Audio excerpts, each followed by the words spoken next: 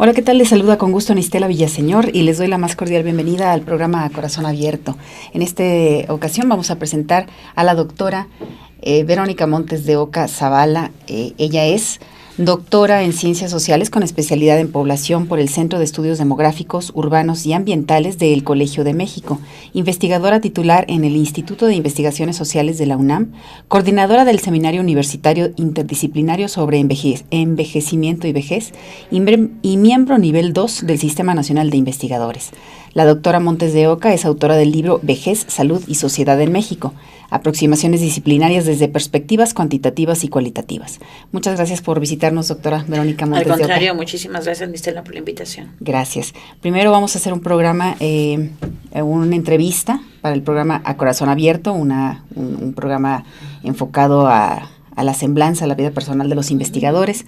Y bueno, para ello le quiero preguntar, primero que nada, bueno, leí por ahí que algunas personas comentan que usted es una persona compartida, que es humilde. Alguien por ahí refiere y dice, es una anfitriona de lujo que abre caminos con generosidad y mucha alegría. ¡Ay, qué bellos!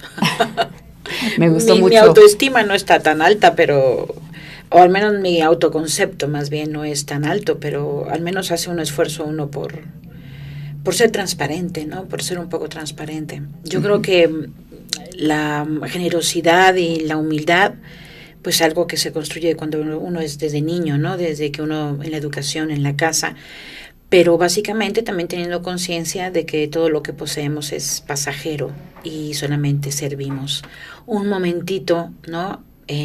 Para ciertas causas que seguramente a lo mejor no lograremos, pero que podemos poner cimientos para construir algo, ¿no? Estela. Entonces eso es un poquito mi idea también. Por ahí en alguna ocasión nos platicó, porque ya la hemos entrevistado, doctora, que los libros de su padre y sus profesores la impulsaron muchísimo al camino de la investigación. ¿Qué dejó atrás? O sea, si se dedicó a la investigación, en su caso a la sociología, ¿verdad? ¿Dejó algunas otras disciplinas? ¿Había interés en otras cosas? Claro. Yo creo que ya mi generación, y sobre todo por estos profesores que te comentaba y por la propia forma de ser de mi padre, ¿no? Mi padre era abogado y tenía una biblioteca impresionante, como muchos abogados, pero además tenía muchísima literatura. Yo creo que me falta escribir un poco una novela, una historia, cuentos, ¿no? A mí me gusta mucho pintar, pero tampoco he logrado tener la disciplina para hacerlo. Me gusta mucho cantar, Nistela. Yo alguna vez grabé un disco en la preparatoria, en la prepa número 8, con un coro que teníamos, un coro maravilloso que dirigía la maestra María Teresa Gutiérrez, y hicimos muchísimas cosas. Yo creo que parte de nuestra generación es una visión como muy completa también. O sea, nuestros padres tuvieron una educación también muy completa. Bueno, aquellos que tuvieron la fortuna de estudiar en la universidad, por ejemplo, pero nosotros tuvimos también esa oportunidad, sobre todo también de estar en la teoría, estar en la crítica, de vernos con la maravillosa producción de datos que hay ahora, pero también de mucho humanismo, de muchas disciplinas humanistas, ¿no? Esta cuestión de la literatura, nosotros tuvimos en la licenciatura una profesora maravillosa que se llama Hilda Ballman, a quien adoramos, queremos muchísimo, que nos hacía leer mucha literatura, pero también teoría social. Entonces era fantástico poder mezclar, ¿no? O sea, lo que quiero decirte es que las fronteras entre las disciplinas y las artes no estaba tan marcada con nosotros, ¿no? De hecho, mi tesis de licenciatura, Nistela, fue una cosa fabulosa que me gustó tanto hacerla, porque eran sobre las vanguardias de principios de siglo, las vanguardias artísticas, el dadaísmo, el cubismo, el expresionismo, y de pronto era hacer una lectura sociológica del arte, ¿no? Hoy todavía no hay exposición, no hay museo que me pierda, porque esa parte me enriquece muchísimo. O sea, no somos científicos únicamente en el dato, no, sino que tenemos una vida muy compartida con las artes y la cultura, ¿no? Por ejemplo, ahora estas disciplinas que sí se fueron como quedando, pero también las voy recuperando en el tiempo.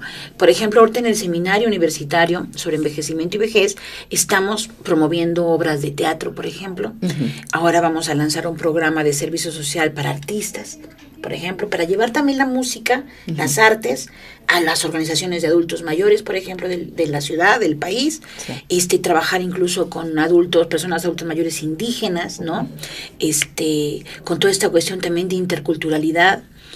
Tú no sabes, Nistela, pero yo en la licenciatura decidí estudiar comunicación. Mi padre quería que estudiara Derecho, pero yo estudié comunicación, o menos me metí a estudiar comunicación. Cuando entré a comunicación, a la Facultad de Ciencias Políticas y Sociales, pues la verdad es que no me gustó, porque no era comunicación, eran medios de comunicación, ¿no? Era enseñar a hacer periodismo, no a hablar de la comunicación. ¿Usted qué idea tenía? ¿O qué quería? Pues es muchísimo más amplio, tiene mucho que ver con las formas en que nos expresamos, en cómo nos comunicamos los seres humanos, no solamente estar al servicio de los medios de comunicación, sino estar al servicio de la comunicación pura, de la comunicación misma, de la crítica, del uso del lenguaje apropiado, de las formas en que uno escribe, en las formas en que se construye lo que somos a través del lenguaje, ¿no? Entonces, a mí me gustaba esa parte, pero como me di cuenta que no era lo que yo quería, porque en ese entonces todo el mundo quería ser Lolita Ayala, ¿no? Entonces no era lo que yo quería. Y me pasé entonces a sociología, cosa que no me arrepiento para nada. ¿En qué cursó todo un semestre, un año? Cursé creo que un año, y todavía tenía la oportunidad en el tercer semestre de poder cambiarme de licenciatura, de carrera.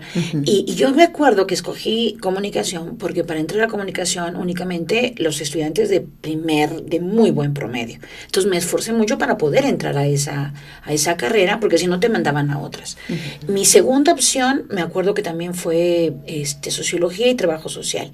Y bueno, por fortuna entré a comunicación, pero te digo, no era lo que yo esperaba.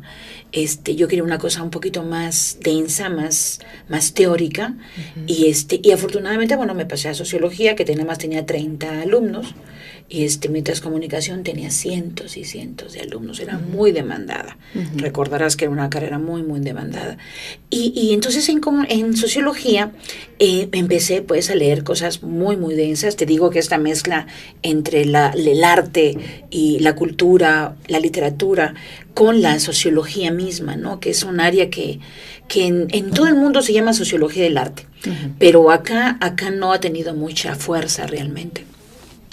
Y bueno, esas cuestiones, por ejemplo, la cuestión de la abogacía de mi padre, este acercamiento con la comunicación, las artes que me encantan, y de pronto la sociología y la demografía. Bueno, es un mosaico impresionante de aspectos que hoy recupero todavía en muchas de mis actividades, ¿eh? O sea, esto no es casual.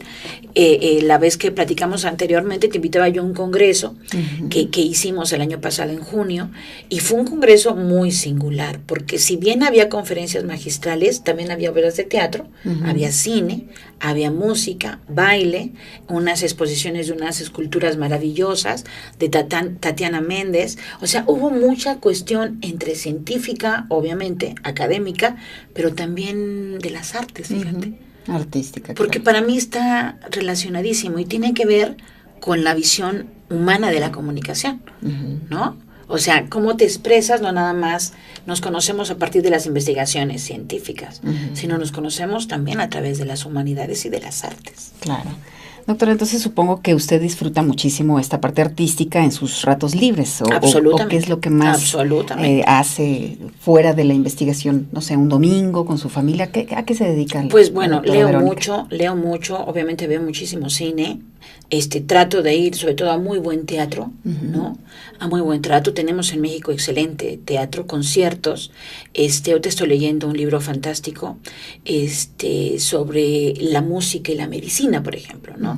O sea, cuáles eran los padecimientos o las enfermedades, el estado de salud que tenían algunos músicos, ¿no?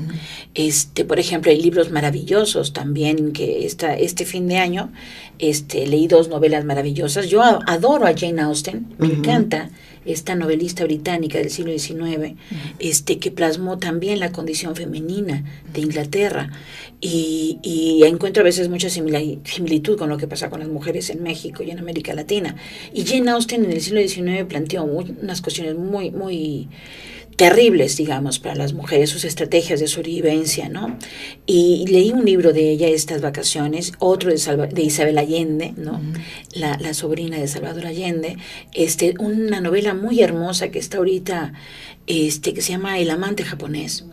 Es una cuestión muy interesante porque curiosamente habla de un geriátrico, ¿no? Habla de un asilo muy singular, un modelo, podríamos decir un modelo de asistencia muy importante y diferente a los modelos asilares que conocemos, y todo se desarrolla ahí, pero lo que te deja ver esa novela es todas las historias que tienen las personas en su vida y cómo todo se refleja y se ve al final también, ¿no? En la vejez, ¿no? Entonces, muy, muy interesante esa novela, fue muy bella.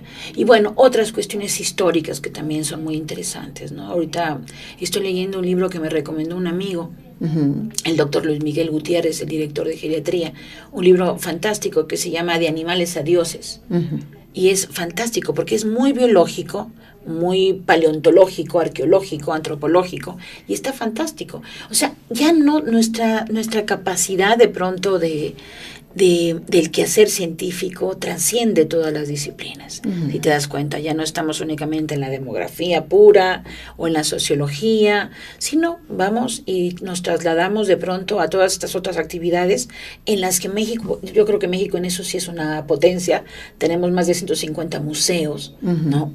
Tienes toda clase de exposiciones para escoger. Llega todos los libros de cualquier parte del mundo, las películas de excelente nivel, tenemos festivales todo el tiempo. Bueno, hay una vida cultural muy intensa, ¿no?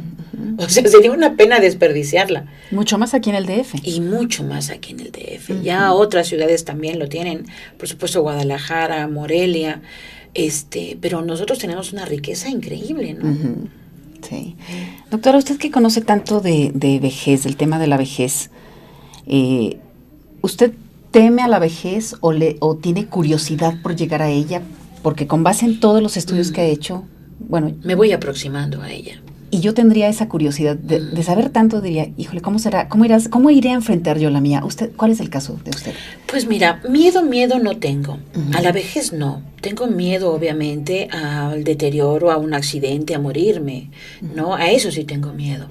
Sobre todo tengo mucho miedo, y puede ser, eso me parece muy humano, a depender de otros, ¿no? Eso yo creo que cualquier persona en cualquier etapa de su vida tiene miedo siempre aunque sabemos que somos interdependientes, que dependemos, por supuesto, tal vez me refiero más a la dependencia física. Sí. ¿No? A la dependencia física, al no poder moverte, a que tu cuerpo ya no responda. Pero miedo a la vejez no. La vejez a mí me llena de curiosidad. Yo tengo una madre que tiene 81 años, Nistela, y está con absolutas facultades físicas y mentales. Mis tíos igual son gente grande. La vejez que yo vivo, ¿no? Que disfruto con mi familia es una vejez muy activa. La vejez que yo estudio, en cierta medida, la gran mayoría de los viejos de nuestro país son viejos funcionales, Nistela.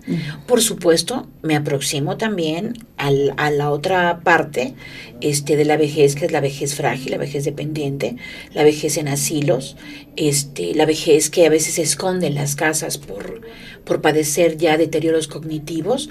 Pero aún así, la vejez es una etapa que yo la veo con cierta fascinación, fíjate. Mucha curiosidad, pero también mucha fascinación.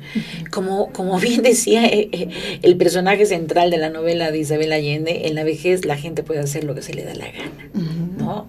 O sea, yo creo que es la culminación máxima de la libertad, ¿no? De poder hacer, de poder pintar, de poder cantar, y que no te juzguen por ello, ¿no? En cambio, en nuestra época, en nuestra etapa reproductiva o productiva, sí tenemos como un rol muy establecido que seguir, ¿cierto? Y tal vez lo que estamos construyendo juntos con este tipo de entrevistas, con las investigaciones, estamos cambiando la visión que se tiene de la vejez. ¿Qué cultiva la doctora Verónica Montes de Oca? No sé, ¿cuál de sus valores cultiva más y por qué? Hace rato, perdón, le interrumpo, yo dije, bueno, por ahí leí que algunas personas decían, es muy compartida, otras personas dijeron, es humilde, otras personas dijeron, es una anfitriona de lujo y es generadora de muchas cosas. Ay, es una pregunta difícil, pero yo sí creo que no tenemos que perder nuestro humanismo, ¿no? La humildad con la que vemos la realidad, ¿no? Uno no se puede subir en un tabique, no, porque estás al ras del suelo igual que todos los demás. El poder es únicamente el poder para servir, no es para servirte. Es para servir a los demás, es una oportunidad. O sea, el hecho de que uno tenga un puesto, un trabajo, eso obviamente es una posición de poder, pero uno tiene que servir con ese poder. Y hay algo que a mí me parece que es muy importante. Lo que uno piensa, uno lo tiene que hacer. Entonces, tal vez, si sobre todo uno tiene ese tipo de pensamientos, uno tiene que ser coherente, Estela, ¿no? Coherente. Entonces, la coherencia a mí me parece que es un elemento muy importante. Si estoy hablando y escribo sobre la generosidad o sobre lo que tenemos que pensar en función de los derechos humanos de las personas y de las personas mayores, uno tiene también que respetar los derechos humanos, ¿no? Exigir, pero también obviamente cumplir con las obligaciones, ¿no? Y yo creo que el deber, a mí el deber me jala mucho, Obviamente tengo mi margen de deseos y de querencias que desarrollo y hago por mí misma, pero a mí el deber me jala mucho. Entonces yo creo que una de las cosas que uno trata de hacer siempre es el deber ser, ¿no? O sea, ¿qué es lo que se debe hacer? Cuando uno tiene una duda de algo, guíate por el deber ser. ¿Qué es lo que uno espera en los demás, ¿no? Que hagas. Y esta noción de compartir, yo a muchos de mis amigos les digo que soy muy buena enredando, ¿no?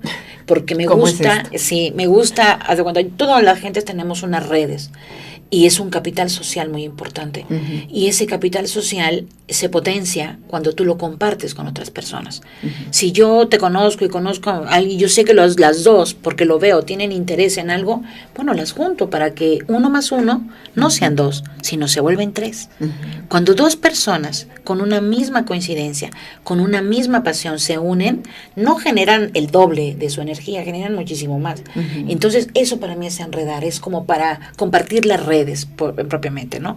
Es como unir a las personas, que compartan, que sumen, que las ideas que generan 2 personas inteligentes son muchísimo más que otras cosas. Entonces a mí me gusta mucho compartir eso, ¿no? Ese capital social, el que la gente se conozca y que la gente comparta, traer amigos del extranjero y que vengan y nos compartan cosas y ver que otra gente, o sea, todo obviamente es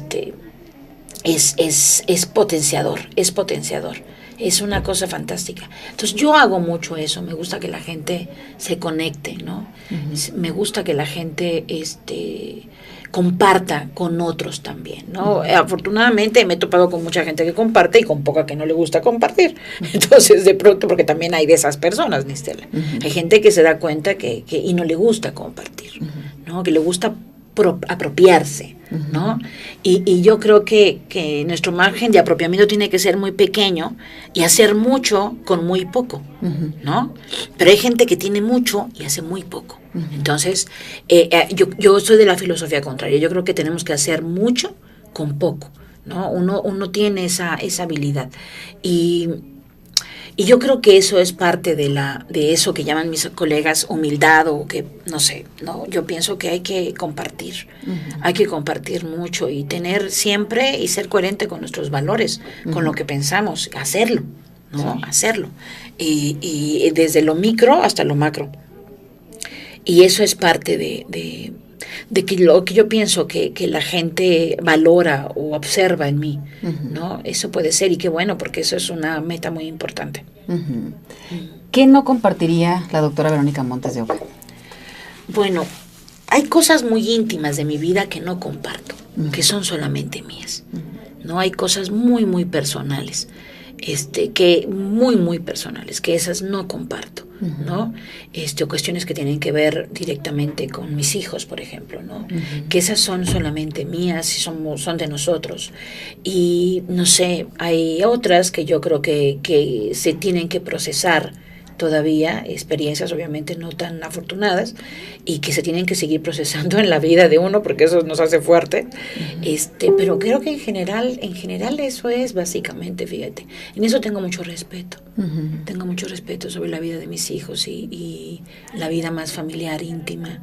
Y eso sí no lo comparto. Eso creo que me pertenece a mí y únicamente a las personas que interactúan conmigo en ese nivel de intimidad, digamos, ¿no? Porque, bueno, hay cosas obviamente de la familia que pues sí son más públicas, pero hay otras que son muy específicas, que esas sí son, no digamos que secretos de familia, pero son parte de nuestra riqueza también como familia, de esa parte central que nos une, digamos, ¿no? Y eso sí es más nuestro. Pero básicamente yo creo que yo soy muy transparente, ¿no? Hay muchas cosas que no sé qué más podría yo comentarte, porque realmente eso es básicamente lo que yo soy. Tampoco es nada fuera del otro mundo. Soy una persona normal, común y corriente, que le gusta ir al mercado en pants, ¿no? Que de pronto se la pasa todo un día leyendo en pijama, que le fascina viajar, ¿no? Me encanta viajar, conocer y estar en lugares insospechados, sorpresivos, ¿no? Me parece que eso es fascinante. Y leer mucho, me gusta mucho. De todas estas investigaciones que usted ha hecho, todos los datos que ha recopilado a través de tantos años, ¿qué es lo que más le sorprende, vamos a decir, como de la esencia humana? Sus recursos. Hay una cosa que me sorprende mucho, y me sorprende para mal, y otra cosa que me sorprende para bien. Los seres humanos tendemos como a la victimización, ¿no? Tendemos a sentirnos menos de lo que somos. Y el ser humano tiene muchísimos recursos, muchos recursos. Siempre hablamos de la pobreza, hablamos de la enfermedad, hablamos de las, no sé, de las cosas terribles que vive el mexicano o que vive el latinoamericano. Pero realmente somos un país y un continente sumamente afortunado que tiene unos recursos brutales. Recursos humanos, recursos de valores, recursos naturales, por supuesto, recursos en la interacción misma de las personas, son recursos sociales brutales, recursos culturales increíbles, y no lo vemos. Y lo que más me sorprende es que no nos damos cuenta de esa belleza, de esa riqueza. Nos damos cuenta y a lo mejor estamos todo el tiempo focalizando únicamente en nuestra pobreza económica, ¿no? Pero no nos damos cuenta que nuestra pobreza de visión. Entonces yo lo que muchas veces veo en mis investigaciones es que la gente sí está sufriendo una enfermedad o está sufriendo una condición de pobreza, pero también lo que veo es cómo maneja todos sus recursos para optimizar y salir a flote a pesar de la pobreza, a pesar de la enfermedad. Y entonces a veces lo que hacemos muchas veces es que la gente tome conciencia también de que tiene un potencial para enriquecerse brutal. No sé, por decirte, familias a veces de 6, 7 hijos que tienen una persona mayor enferma. Y no se dan cuenta que son 7 hijos. O sea, son 7. Es una riqueza increíble, sobre todo cuando tú ves que los 7 están bien, ¿no? Y que a veces la gente está victimizándose porque su padre o su madre están enfermos, pero ellos son 7. O sea, wow, he visto familias en donde nada más es un hijo o una hija y una persona mayor. O sea, ellos son 7 y yo digo, wow, o sea, tienen una riqueza en sí, una fortaleza familiar increíble. O sea, podrían repartirse un día cada uno y cuidar un día a su padre o a su madre, pero hay personas que únicamente tienen a una persona, a una sola cuidadora, y esa persona tiene una fortaleza increíble, que es más que 7. Entonces, eso es lo que me sorprendo, ¿no? Que yo la verdad creo que esas partes de riquezas familiares, de riqueza de nuestra sociedad, de un vecindario, de una comunidad, esa riqueza no la vemos. No somos capaces de verla. Vivimos mucho ensimismados en nuestro individualismo y no nos damos cuenta que tenemos a nuestro alrededor instituciones fantásticas, comunidades increíbles, vecinos fantásticos, primos, hermanos, familia. Todavía nuestras familias son extensas, Nistela. A pesar de que están disminuyendo en tamaño, siguen siendo grandes. Y aunque no fueran las familias, tenemos vecinos, amigos. O sea, tenemos unos recursos increíbles. Y la gente no lo ve. No vemos ese capital. Por eso me gusta enredar, ¿te das cuenta? Porque para mí es fortalecer ese capital. Entonces, la gente se ve y se victimiza. Hemos vivido en un sistema político que lo que hace es como acrecentar nuestra visión sobre las debilidades, más que sobre nuestras fortalezas. Pudiera ser considerado un peligro político, ver las fortalezas. Entonces acrecientan ver nuestras debilidades. Y yo creo que eso ha durado durante mucha parte del siglo pasado. Y eso es lo que a mí más me sorprende. O sea, cómo no nos damos cuenta de el mejor momento es ahora. ¿Te das cuenta? Sí. No es mañana, ni fue ayer, es ahora. Este es el mejor momento. No sé si te ha pasado que de pronto dices, ay, qué monotonía, volver a hacer una entrevista, ¿no? O sea, o sea, es que eso es fascinante, ¿no? Es fascinante cada día tener la confianza de poder hacer, pues, lo que tú sabes hacer y en la estabilidad que tenemos. Esa estabilidad es algo fantástico, esa que a veces llamamos negativamente monotonía, pero que es algo fantástico, digo, porque tú tienes un basamento, algo estable, en la que puedes sostener muchas cosas, ¿no? Y ya depende de nuestra creatividad que vamos a sostener, pero es fabuloso, ¿no? Así es. ¿Y cuál es su riqueza, doctora? ¿Qué la enriquece a usted? El trabajo, familia, pues a mí me enriquecen muchísimo mis alumnos, mis colaboradores, ¿no? Todas mis colaboradoras que son maravillosas. Me enriquece mucho la universidad en la que trabajo, la máxima casa de estudios, que siempre tiene algo sorprendente que mostrarnos cada día. Y por supuesto esta ciudad es una ciudad fantástica, es una ciudad que desgraciadamente vemos que se está transformando muy rápido, que está cambiando todo el tiempo, pero que es una ciudad maravillosa. Ayer pasaba en la noche, desgraciadamente fui a un velorio, y pasaba en la noche por lugares que yo la verdad que no había visto, o que seguramente pasé, pero no había visto de día, y de noche se ven diferentes. La ciudad es distinta dependiendo de la hora del día, ¿no? Entonces dije, wow, ¿no? Unas calles y unos restaurantes por ahí que yo en la vida había visto, no son mis rumbos, pero dije, wow, o sea, hay cuánta cosa hay en esa ciudad que yo no me voy a acabar la vida para conocerla. Se me va a acabar y no voy a terminar. Creo que es una persona que no deja de sorprenderse y eso es maravilloso. Eso es lo maravilloso, sí, eso yo creo que todos no tenemos que dejar de sorprendernos, de ver cosas diferentes, de ver lo bueno en las personas, ¿no?